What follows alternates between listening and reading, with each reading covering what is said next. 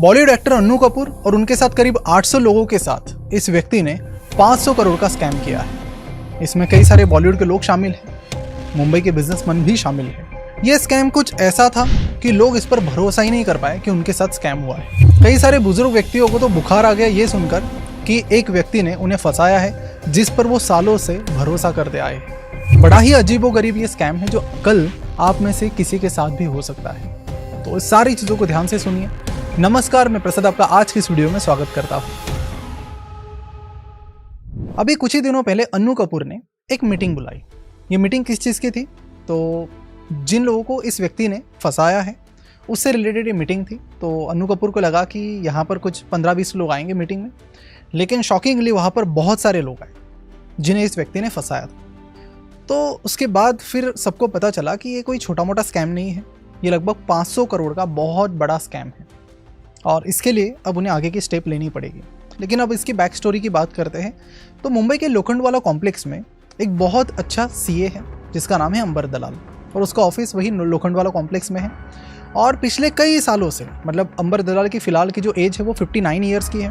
तो आप समझ सकते हैं कि बहुत लंबे टाइम से अंबर सभी को गाइड कर रहा था, चाहे वो टैक्सेशन हो या फिर टैक्स बचाने के लिए किस तरह से आपको इन्वेस्टमेंट करनी चाहिए, वो सारी ट्रिक्स, वो सारी चीज़ें अंबर अपने क्लाइंट्स को बताता था। अब इंडिया में प्रॉब्लम ये है कि लोगों को सीए और फाइनेंशियल एडवाइज़र इसके बीच का फ़र्क नहीं पता। उन्हें ये लगता है कि सीए वो व्यक्ति है जो हमारा टैक्स का भी देखेगा और हमें फाइनेंशियल एडवाइस भी देगा, कहाँ पर इन्वेस्ट करना चाहिए कहाँ पर नहीं, ये सब भी सीए ही बताएगा। अब इसके लिए अवेयरनेस की ज़रूरत है, वो अलग पार्ट है। तो अभी क्या होता था कि बहुत सारे लोग जब अंबर के पास आते थे तो अंबर बोलता था कि टैक्स बचाना है तो इतना पैसा एनपीएस में डालो, इतना पैसा आप ईएलएसएस म्यूचुअल फंड में इन्वेस्ट कर सकते हो। तो ये सारी बातें करने के बाद लोगों की एक कॉमन क्वेरी आती थी अंबर के पास कि कुछ बेटर रिटर्न्स वाली चीज़ें बताओ फिक्स में, कि जहाँ पर हमें 15-20% के रिटर्न मिले, वो भी ऐसे कि जिसमें रिस्क ना हो।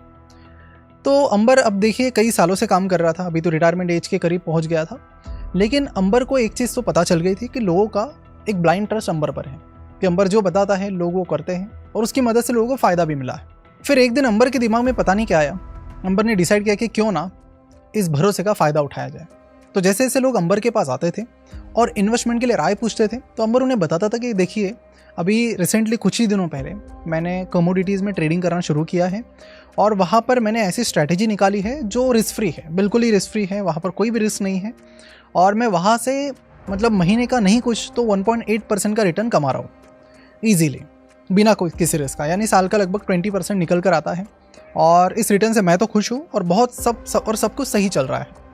तो ऑफकोर्स ये बोलने के बाद सामने वाली जो व्यक्ति है उनका यही रिप्लाई आता था कि अंबर अब मेरे पास भी कुछ 20 लाख रुपए पड़े हैं, अगर इफ़ यू डोंट माइंड अगर आप इसे भी मैं वहाँ पर इन्वेस्ट करो, कमोडिटीज़ में ट्रेडिंग करो, जो भी रिटर्न आता है आपके कुछ 1-2% का कमीशन ले और बचा हुआ मुझे दे दो, तो कैसा रहेगा? तो अंबर ने कहा कि हाँ ये हो सकता है, ये बिल्कुल कर सकता हूँ।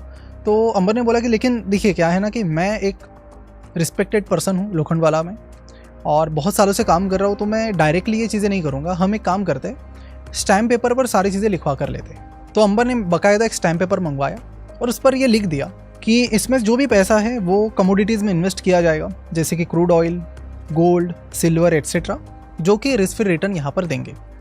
साथ ही उसने आगे ये भी लिखा कि the funds invested in the commodities and futures market are invested to yield risk free returns, यानी कि जो भी पैसा इन्वेस्ट किया जाएगा ये रिस्क फ्री रिटर्न कमाने के लिए इन्वेस्ट किया जाएगा, किसी भी रिस्की एसेट क्लास में या रिस्की जगह पर इन्वेस्ट नहीं होगा। कमोडिटीज़ में होगा लेकिन रिस्क फ्री रिटर्न्स आपको मिलेंगे।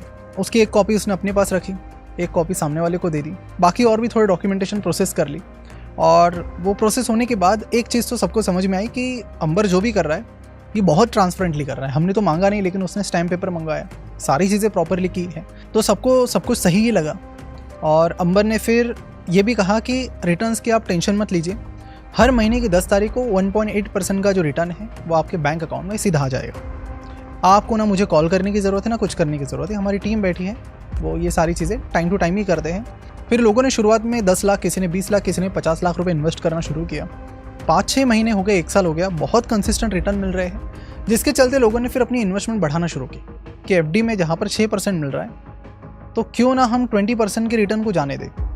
तो ये जो 14% का गैप है ये तो हमारा नुकसान ही है, तो क्यों ये नुकसान होने दें। तो लोगों ने क्या किया, एफडी में से भी पैसा निकाल के वहाँ पर इन्वेस्ट किया और धीरे धीरे फिर करोड़ों में इन्वेस्टमेंट अंबर के पास आने लगी। इसमें कई सारे बुजुर्ग लोग थे जिन्होंने अपना पूरा सेविंग अकाउंट खाली कर दिया कि सेविंग अकाउंट में क्या हो रहा है, 2-3% का इंटरेस्ट मिल रहा है, एफडी रहेगी क्या हो रहा है, 6% का इंटरेस्ट मिल रहा है, 20% में डालते हैं और अंबर अपना ही है और इतने ट्रांसपेरेंटली काफ़ी सालों से काम कर रहा है, तो चिंता की कोई बात ही नहीं। लोगों ने फिर पैसा देना शुरू किया। फिर क्या होता था कि जैसे कि होता है ना कि दो बुजुर्ग व्यक्ति बैठे हैं तो उनके बीच बातचीत होती है कि क्या चल रहा है, कैसे चल रहा है। तो जब भी इन्वेस्टमेंट की बातें होती थी तो जिन लोगों ने अंबर के पास इन्वेस्ट किया वो दूसरों को बताते थे, मेरा तो बहुत अच्छा चल रहा है, सारे खर्चे निकल जाते हैं, 1.8% का इंटरेस्ट जो भी इन्वेस्टमेंट पर है अंबर की तरफ से आ जाता है, उससे ही खर्चे निकल जाते हैं, तो प्रिंसिपल अमाउंट तो मेरी सेफ़ है, मैं तो रिटर्न पर ही अपना बुढ़ापा चला रहा हूँ। फिर बाकी लोग भी सोचते रहते थे कि हमें तो उतना नहीं मिल रहा है। तो और क्या है कि ऐसे अंबर कई सालों से कर रहा था, तो अलग ही लेवल का एक ट्रस्ट फैक्टर था, तो लोगों ने भी धीरे धीरे पैसे इन्वेस्ट करने अंबर के पास शुरू किए। ऐसे में जो अनु कपूर है बॉलीवुड एक्टर, उनकी सिस्टर और उनके एक फ्रेंड ने उन्हें बताया कि देखो अनु, काफ़ी एक बड़ी अपॉर्चुनिटी है मार्केट में, अगर आप इन्वेस्ट करते हैं तो बहुत अच्छे रिटर्न्स यहाँ पर मिल सकते हैं, हम इन्वेस्ट कर रहे हैं, काफ़ी टाइम से मिल रहे हैं, तुम भी अगर करना है तो कर सकते हो। तो कुछ रिपोर्ट्स के अनुसार अनु कपूर ने करीब 2.25 करोड़ रुपए इस स्कीम में इन्वेस्ट किए, जहाँ पर 1.8% के रिटर्न मंथली आ रहे हैं। तो अनु कपूर को भी मंथली रिटर्न आने लगे, सब कुछ सही चल रहा था। फिर अचानक पिछले 1-1.5 महीने से रिटर्न्स आना बंद हुए। अब शुरुआत में लोगों को लगा कि ये ऐसे कैसे हुआ, तो उन्होंने वेट किया कि चलो 10 तारीख जाने दो, 2-4 दिन और जाने देते हैं, क्योंकि अंबर तो जनरली लेट करता ही नहीं है। तो फिर 5-6 दिन हो गए और लोगों ने फिर अंबर को कॉल किया, और अंबर को कॉल करने के बाद अंबर ने बताया कि मेरी वाइफ की सर्जरी हुई है और जिसकी वजह से अभी मैं पैसा नहीं दे पाऊँगा, अभी मैं बहुत पैक चल रहा हूँ, आप थोड़ा टाइम रुकिए, मैं खुद आपको अपडेट करता हूँ। लेकिन ऐसा तो पहले कभी हुआ नहीं था, तो इसीलिए लोगों ने भी सोचा कि कुछ दिन रुक लेते हैं। लेकिन फिर भी कुछ लोगों के दिमाग में डाउट तो आया, इसलिए उन्होंने थोड़ा क्रॉस चेक किया कि अंबर की फैमिली फ़िलहाल कहाँ पर है, क्या सही में कुछ फैमिली इमरजेंसी है। और उन्हें पता चला कि अंबर की वाइफ का लीलावती हॉस्पिटल में सर्जरी हुई है। जब उन्हें पता चला तो उन्हें थोड़ी राहत की सांस मिली कि चलो मतलब अंबर जो भी बता रहा है वो सच्ची बता रहा है। वो खुद को ही टोकने लगे कि क्यों ही हमने क्रॉस चेक किया, मतलब अंबर पर तो सबको भरोसा है, तो हमें इस तरह से नहीं करना चाहिए था। अभी उसके बाद फिर कुछ दिन बीत गए तो लोगों ने सोचा कि क्यों ना एक बार फिर से बात की जाए अंबर से। तो अंबर ने कहा कि अभी फ़िलहाल मैं बिज़ी हूँ। अंबर ने अपने दोस्त का एक कॉन्टैक्ट नंबर दे दिया, बोला कि फ़िलहाल आप इनसे बातचीत करो, मैं थोड़ा बिज़ी चल रहा हूँ। तो लोगों ने सोचा कि ठीक है और रुक जाते, तो रुकते रुकते काफ़ी सारे दिन चले गए। ऐसे में बबीता जी ने भी इसमें पैसे इन्वेस्ट किए थे। देखिए ये वो बबीता जी नहीं है जो आप सोच रहे हैं, इनका नाम है बबीता मलकानी, जो कि एक फ़ैशन डिज़ाइनर है। इन्होंने शुरुआत में करीब 10 लाख रुपए इन्वेस्ट किए थे इस स्कीम में, लेकिन बाद में जब इन्हें कंटिन्यू रिटर्न मिलने लगे तो इन्होंने और 25 लाख रुपए इन्वेस्ट किए, तो ऐसे करीब 35 लाख रुपए इन्होंने स्कीम में इन्वेस्ट किए थे। और उन्हें भी जब सही से रिस्पॉन्स नहीं मिला तो उन्होंने सोचा कि क्यों ना लोखंडवाला कॉम्प्लेक्स में जाकर इनके ऑफिस में जाकर आए। वहाँ पर जाकर देखा तो उन्हें पता लगा कि हमारे जैसे कई सारे लोग हैं जो वहाँ पर दरवाजे के बाहर बैठे हुए। अब फिर इन लोगों ने डिसाइड किया, कुछ मीटिंग्स अरेंज की जैसे अनु कपूर ने की, और फिर इन्होंने डिसाइड किया कि कुछ ना कुछ करते हैं। इसी बीच बबीता मलकानी ने पुलिस में कंप्लेंट फाइल की। कंप्लेंट में उन्होंने लिखा कि हमने इतने पैसे इन्वेस्ट किए हैं और ये जो व्यक्ति है जिन्होंने हमें ये प्रॉमिस किया था, तो ये स्टैम्प पेपर वगैरह सब लेकर गए। उन्हें लगा कि स्टैम्प पेपर दिखा के शायद हमें पैसे रिटर्न मिल जाएंगे, लेकिन बाद में उन्हें पता चला कि उसकी कोई वैल्यू नहीं है when it comes to getting your money back. अब धीरे धीरे जैसे पुलिस कंप्लेंट फाइल हुई, न्यूज़ में ये छपा कि अंबर मलिक ने बॉलीवुड सेलिब्रिटीज़, बिजनेसमैन सबको चुना लगाया, तो और भी लोग बाहर आने लगे। फिर करीब 300-400 फिर धीरे धीरे लोगों की संख्या बढ़ती चली गई और फिर पता चला कि ये कोई छोटा मोटा स्कैम नहीं है, ये एक बहुत बड़ा स्कैम है। तो पुलिस ने क्या किया कि पूरा जो मैटर है वो EOW को पास कर दिया। EOW यानी इकोनॉमिक ऑफेंसेस विंग। अब इन्होंने देखा कि जिस हिसाब से स्केल है इसका, तो काफ़ी प्रेशर भी आ रहा था कि बहुत बड़े बड़े लोगों का बड़ा पैसा है। फिर इन्होंने इन्वेस्टिगेशन शुरू किया तो पता चला कि अंबर भाग गया। अब देखिए अंबर की फैमिली ने भी मतलब ओशिवारा पुलिस स्टेशन में कंप्लेंट फाइल की थी कि अंबर मिसिंग है, जिस दिन वो घर से मतलब ऑफिस से वापस नहीं आया। अब पुलिस को पता नहीं चल रहा था कि ये चल क्या रहा है, तो EOW ने देखा कि चलो इसका इन्वेस्टिगेशन शुरू करते हैं। एक टीम बनाई गई और टीम को अलग अलग टीम को बोला गया कि चलो ट्रेस करते हैं। लेकिन अंबर भी बड़ा शातिर, क्योंकि जिस हिसाब से इसने स्कैम किया था तो उससे मतलब एक चीज़ तो पता चलती है कि अंबर बहुत स्मार्ट है, और कब उसकी जो टाइमिंग थी वो बड़ी खतरनाक थी। अंबर कोई मामूली गलतियाँ नहीं करेगा, अंबर स्मार्टली खेलेगा। तो EOW भी स्मार्टली खेल रहे थे। तो इसी बीच काफ़ी दिन चले गए लेकिन कुछ भी अपडेट नहीं। इन्वेस्टर्स रोज़ आ रहे हैं, पूछ रहे हैं क्या हुआ हमारे पैसों का कब मिलेंगे, और ईओडब्ल्यू के पास, पुलिस के पास कोई जवाब नहीं था। इसी बीच ईओडब्ल्यू को एक टिप मिली। टिप ये थी कि उत्तराखंड में एक होटल में, ऋषिकेश के एक होटल में अंबर दलाल है। अब जैसे ही टिप मिली, पुलिस ने वहाँ पर सारे जो सीसीटीवी कैमरा है वो चेक करने शुरू किए, अलग अलग जगह पर, चाहे वो बस डिपो हो, बाकी चीज़ें हो, सब कुछ खोजना शुरू किया, बड़े बड़े होटल्स हो वगैरह वगैरह। और इसी बीच मतलब देखिए, इतना बड़ा आदमी अगर करोड़ रुपए लेकर चला गया है तो अच्छे होटल में ही रहेगा। लेकिन जब उन्होंने छोटे मोटे होटल्स चेक करना शुरू किया, तब एक लॉज के पास वो पाया गया। फिर वहाँ से पुलिस ने जाकर उसे अरेस्ट कर लिया, और फिर उसे पूछा गया तो उसने बताया कि देखो, मतलब सबका तो यही मानना होगा कि बड़ा पैसा है, तो मैं शायद प्लेन से जाऊंगा, इसलिए मैंने एयरपोर्ट अवॉइड किया। रेलवे से जाऊंगा क्योंकि वहाँ पे भी सीसीटीवी होते, तो मैंने वो भी अवॉइड किया। मैंने ट्रैवल बस पकड़ ली, जहाँ पर सीसीटीवी में आने के चांसेस मेरे कम हो जाएंगे, कोई मुझे ज़्यादातर लोग देख भी नहीं पाएंगे। तो इस तरह से मैं मुंबई से पहले गुजरात में गया, गुजरात में कुछ दिन रहा, लेकिन वहाँ पर भी मैं बड़े होटल में नहीं रहा, छोटे छोटे लॉजेस में रहा, जिस पर किसी को डाउट भी ना आए। वहाँ से फिर मैं राजस्थान गया, राजस्थान से उत्तराखंड आया। इस तरह की कहानी उसने बताई। फिर उसको वहाँ से उत्तराखंड से मुंबई लाया गया, और अब बाकी की जो छानबीन है, इंक्वायरी है, वो चल रही है। अब कुछ लोगों का ये मानना है कि उसका बेटा भी उसमें शामिल है, क्योंकि कई बार वो लोगों को बताता था कि मैं अपने बेटे को भी इस बिज़नेस में ट्रेन कर रहा हूँ। लेकिन उनकी फैमिली का ये कहना है कि हमारा कोई लेना देना इसमें है नहीं, हमें खुद को नहीं पता था कि अंबर ये सब कर रहा है। अंबर भाग के चला गया, वो भी हमें पता नहीं था, ऐसा फैमिली का कहना है। लेकिन लोगों का कहना है कि अंबर ने दुबई में प्रॉपर्टीज़ ली है, अलग अलग जगह पर प्रॉपर्टीज़ ली है, और फैमिली मेम्बर्स के नाम पर भी प्रॉपर्टीज़ ली है। अब देखिए, इन्वेस्टिगेशन के बाद ये सारी चीज़ें पता चलेगी। लेकिन एक चीज़ जो most of the time 99.99% time होती है, वो ये होती है कि इस तरह की चीज़ों में लोगों को अपना पूरा पैसा वापस नहीं मिलता है। ये अब तक का ट्रैक रिकॉर्ड है। इस तरह की चीज़ों से बचने के 2 सोल्यूशन है। पहला तो अगर आपको स्टॉक मार्केट और बाकी चीज़ों की समझ नहीं है तो आप म्यूचुअल फंड में इन्वेस्ट कीजिए, बहुत अच्छा ऑप्शन है। लेकिन फिर ऑफकोर्स आपका अगला सवाल आएगा कि म्यूचुअल फंड में कैसे इन्वेस्ट करें, कैसे पिक करें म्यूचुअल फंड, तो उसका भी मैं सोल्यूशन बताता हूँ। और जो दूसरा पार्ट है वो है कि अगर आपको मार्केट की समझ है तो आप डायरेक्टली खुद स्टॉक मार्केट में इन्वेस्ट कर सकते हैं, अगर आपको खुद के पास नॉलेज है, या फिर आप खुद से सीख सकते हैं। अब आप पूछेंगे कि कहाँ से सीखना है, कैसे सीखना है, तो इसके लिए एक कंप्लीट पैकेज हमने लाया है 21,700 रुपीज़ का, 6 एनिमेटेड शेयर मार्केट कोर्सेज और म्यूचुअल फंड कोर्सेज का, जो आपको मिल सकते हैं फ्री में। यहाँ पर आपको stock market for beginner course मिलेगा, जिसमें आपके बेसिक्स क्लियर हो जाएंगे। फंडामेंटल एनालिसिस में आप एडवांस लेवल के एनालिटिक्स सीख लेंगे, जो आपको शेयर सिलेक्ट करने में मदद करेंगे। वहाँ पर आपको टूल्स मिलेंगे जो आपको मदद करेंगे शेयर सिलेक्ट करने में। इसके बाद इसमें स्टॉक मार्केट फॉर इंटरमीडिएट का एक कोर्स है, वैल्यू इन्वेस्टिंग का एक कोर्स है, और साथ ही फ्यूचर ऑप्शंस का हेजिंग के लिए कैसे इस्तेमाल करना है, कैसे उसकी मदद से रिस्क मैनेज करना है, उसके बारे में हमने बात की है। और लास्ट में हमने म्यूचुअल फंड के बारे में भी बात की, जो आपको म्यूचुअल फंड को बेसिक से लेकर एडवांस लेवल तक सिखा देता है। तो इन सारे कोर्सेज को आप पा सकते हैं फ्री में। इसके लिए सिंपली आपको एक फ्री इन्वेस्टमेंट अकाउंट खोलना है, जिसकी लिंक नीचे डिस्क्रिप्शन और कमेंट बॉक्स में दी गई है। और नीचे देखिए लिंक से अकाउंट खोलने के बाद आपको हमें इस नंबर पर कांटेक्ट करना है, जिसके बाद 3 दिन के अंदर आपको इन सारे कोर्सेज का एक्सेस मिल जाएगा। तो दूसरों पर भरोसा करने के बजाय बेटर आप खुद सारी चीज़ें सीखिए, म्यूचुअल फंड हो या फिर शेयर मार्केट हो, और उसके बाद सही डिसीजन लीजिए, क्योंकि सही डिसीजन लेने के लिए आपके पास वो नॉलेज चाहिए, और वो नॉलेज आपको यहाँ से मिल जाएगा। ये हमने बिल्कुल बिगिनर को दिमाग में रखकर सारी चीज़ें बनाई हैं, क्योंकि कोई भी बिगिनर इन एनिमेटेड कोर्सेज की मदद से बड़ी आसानी से शेयर मार्केट और म्यूचुअल फंड सीख सकते हैं। तो अकाउंट ओपनिंग की लिंक नीचे डिस्क्रिप्शन और कमेंट बॉक्स में दी गई है, और मेक श्योर कीजिएगा आप अकाउंट खोलते टाइम इन्हीं लिंक्स का इस्तेमाल करें। और ये हमारी होली ऑफर चल रही है, तो ये ऑफर बस अगले 3 दिनों तक ही वैलिड है। तो ये तो हो गई इन्वेस्टर्स वाली साइड। अगर मैं अंबर की साइड देखूँ तो देखिए, अंबर को तो ये अंबर ने टाइमिंग तो पता कर ली। तो अंबर ने क्या किया कि अंबर को पता था कि लोग तो इजीली फंस जाएंगे, मुझे कुछ नहीं करना है, मुझे ट्रांसपेरेंसी के नाम पे कुछ स्टैम्प पेपर वगैरह करवाने हैं। देखिए, इस तरह के स्टैम्प पेपर का कोई फ़ायदा नहीं है। एक तो फिक्स रिटर्न नाम की चीज़ कुछ नहीं होती है, एफडी और गवर्नमेंट बॉन्ड छोड़कर फिक्स रिटर्न नाम का कुछ नहीं है इस दुनिया में। इवन म्यूचुअल फंड से तो उसके साथ लिख कर आता है कि mutual funds are subject to market risk, please read all scheme related documents carefully वगैरह वगैरह। तो फिक्स ऐसी चीज़ कोई नहीं है। मतलब एफडी में जहाँ पर 6% मिल रहा है तो गवर्नमेंट बॉन्ड 1-2% उसके ऊपर देंगे। तो कुल मिलाकर अगर देखें फिलहाल की सिचुएशन में तो 8% के ऊपर आपको फिक्स रिटर्न कुछ नहीं मिल सकता।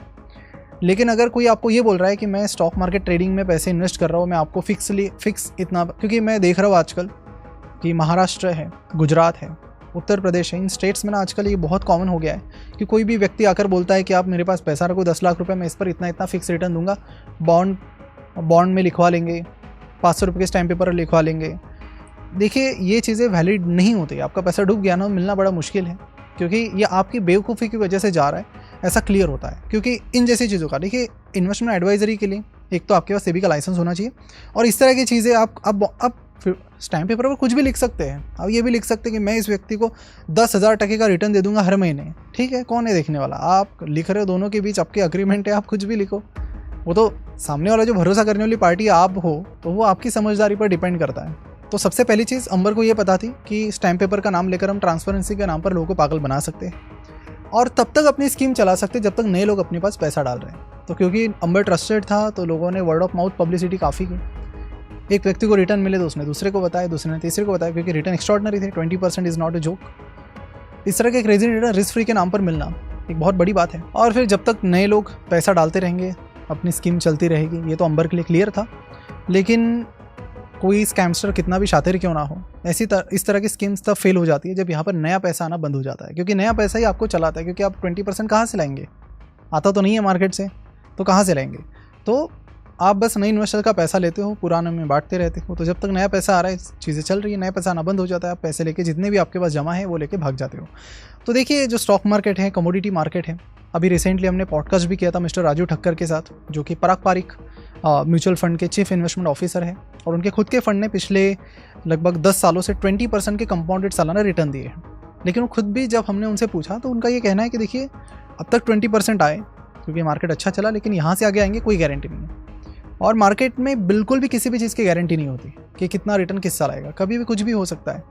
तो वो एक लेजेंडरी इन्वेस्टर है कि उनका हाथ पकड़ना मुश्किल है। ऐसे इन्वेस्टर ने 20% लाए हैं, वो भी with risk, with medium risk. आप रिस्क फ्री 20% ले रहे हो, तो कहीं ना कहीं फाइनेंस और इन्वेस्टमेंट की समझ हमें आनी चाहिए। इस पर हमें काम करना चाहिए। इसीलिए फिनोशियंस चैनल के जरिए हम वीडियोस बनाते हैं, चाहे वो इस तरह के स्कैम्स के हो या फिर ये इन सारी चीज़ों को सिखाने के बारे में हो, ताकि हर एक भारतीय अवेयर हो और इस तरह की चीज़ों में ना फंसे और सही तरह से इन्वेस्टमेंट करे।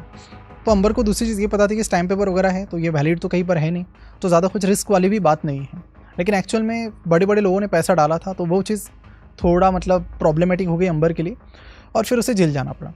अभी जेल जाने के बाद सालों तक केसेस चलती हैं इंडिया में, जैसे कि आपको पता है। अब लोगों का क्या है कि जिन्होंने अपनी पूरी सेविंग डाली है, उनका पूरा पैसा मिलना तो इन जैसी सिचुएशन बड़ा टफ है, क्योंकि बहुत से टाइम बंदा मुँह ही नहीं खोलता है, वो बताता ही नहीं। 3 से 4 साल 8 साल जेल में रहेगा, फिर बाहर आ जाएगा, लेकिन लोगों के पैसों का क्या? तो इसीलिए अगर इस तरह का कोई आपसे वादा करता है, तो बेटर आप इन चीज़ों को अवॉइड कीजिए और सिंपल इन्वेस्टमेंट्स की तरफ जाइए। अगर आपको इन्वेस्टमेंट करना नहीं आता है, तो म्यूचुअल फंड्स की तरफ जाइए। इन्वेस्ट करना खुद से आता है तो फिर स्टॉक मार्केट की तरफ जा सकते हैं आप, बाकी इन्वेस्टमेंट ऑप्शन एक्सप्लोर कर सकते हैं।